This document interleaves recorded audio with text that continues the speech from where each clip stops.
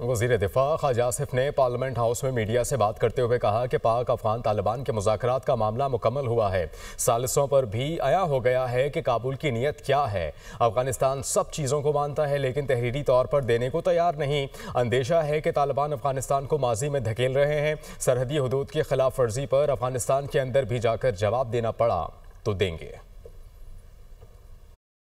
جو ہے یہ ریپ اپ ہوا سارا معاملہ، لیکن ثالثوں کے اوپر بھی یہ چیز عیاں ہو گئی ہے کہ کیا نیت ہے کابل کی۔ ان کی نیت میں جو فتور ہے وہ سب کو معلوم ہو گیا۔ دعائی کی جا سکتی ہے، دبا تو اس وقت کوئی نہیں۔ وہ ہندوستان کے کہنے پہ ایک ہندوستان کی پراکسی بن کے پاکستان کے اوپر جو ہے جو ایک لیوریج کرنا چاہتا ہے اپنی پوزیشن جو ہے فار ہندوستان جو ہے افغانستان کے ذریعے۔ وہ مانتے تھے کہ یہ جو ان کو روکنا چاہیے ٹی ٹی پی والوں کو، اور ان کو یہ ہماری سرزمین استعمال کرتے ہیں، ساری باتوں میں ایگریمنٹ کرتے ہیں، لیکن اس کو رائٹنگ میں جو ہے وہ دینے کو تیار نہیں۔